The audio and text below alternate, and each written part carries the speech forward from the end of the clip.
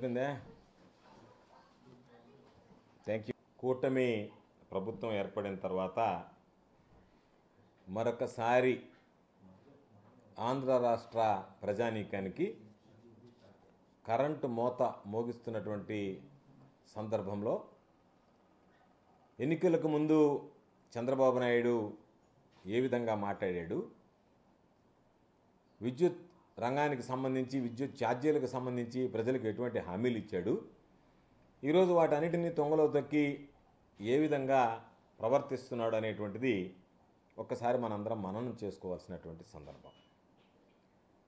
Super 6 హామీలు ఏదైతే చంద్రబాబు నాయుడు పదే పదే చెప్పాడో, పదే పదే వీటిని అమలు చేస్తానని చెప్పి ప్రకటించాడో, వాటికి తూట్లు పొడవడం ఒక వంతు అయితే, మరొకటి ఇప్పటికే దాదాపుగా ఒకసారి కరెంట్ ఛార్జీలు దీపావళి శుభ సందర్భంలో వడ్డించినటువంటి చంద్రబాబు మరొకసారి సుమారు 9,412 కోట్ల రూపాయల కరెంట్ ఛార్జీలు వడ్డింపులకి ఈరోజు రంగం సిద్ధం చేసి ప్రజల మీద పెనుభారాన్ని మోపడానికి ప్రయత్నం చేస్తున్నాడు.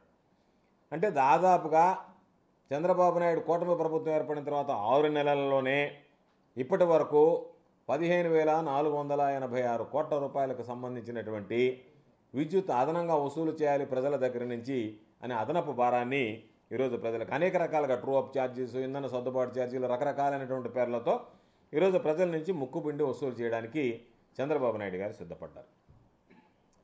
ఒక్కసారి ఈరోజు చంద్రబాబు నాయుడు మాట్లాడుతున్నాడు.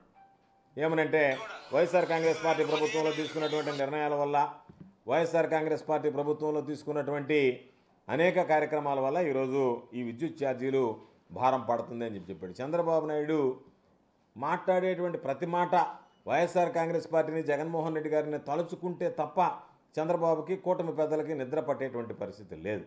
కాబట్టి మీరు చేసినటువంటి ప్రతి పొరపాటు, మీరు ప్రజలను మోసం చేయాలనుకున్నటువంటి ప్రతిసారి జగన్మోహన్ రెడ్డి గారి మీద ఆ నిందలు మోపడానికి మీరు సిద్ధపడడం, దానికి అనుకూలంగా కొంత పచ్చ మీడియా బాగా ఓదరం అనేటువంటిది ఆంధ్ర రాష్ట్రంలో పరిపాటిగా మారిపోయింది.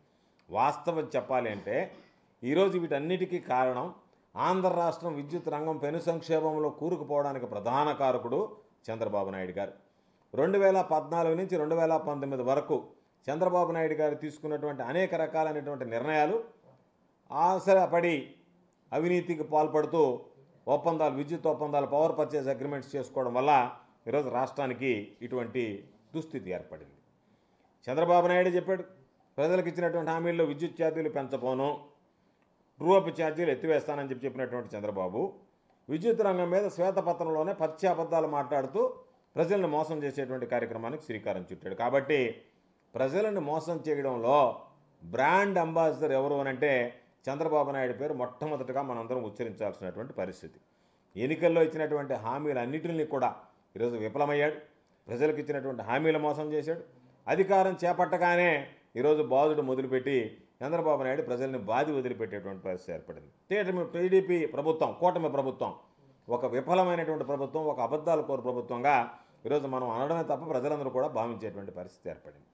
ఈరోజు ఒకసారి చూస్తే సూపర్ 6 హామీలు ఎక్కడికి వెళ్ళినా సరే నేను సూపర్ 6 హామీలు అమలు చేస్తానని చెప్పి పదే పదే చంద్రబాబు నాయుడు ప్రజలను నమ్మించేటువంటి పరిస్థితి చేశాడు. తన మార్క్ నయవంచనతో ముందుగా ఏ విధంగా గట్టిగా చెప్పాలి, ఏ విధంగా ఆకట్టుకోవాలనేటువంటి విద్యలో చంద్రబాబు నిష్ణాతుడు కాబట్టి ప్రజలకు రకరకాలుగా వాటిని మెదడులోకి చూపించి నేను ఖచ్చితంగా సూపర్ 6 హామీలు అమలు చేస్తానని చెప్పి ఈరోజు తన మార్కు నయవంచనతో ప్రజలకు ఇచ్చినటువంటి హామీలకి తూట్లు పొడుస్తూ ఈరోజు చంద్రబాబు నాయుడు గారు అదనంగా ఇచ్చినటువంటి హామీలను విస్మరించడమే కాకుండా అదనంగా వాళ్ళ మీద భారం మోపి ప్రజల నడ్డి విరిచేటువంటి పరిస్థితిని తీసుకురావడం జరిగింది. చంద్రబాబు నాయుడు చెప్పాడు బాబు షూరిటీ భవిష్యత్ గ్యారంటీనని.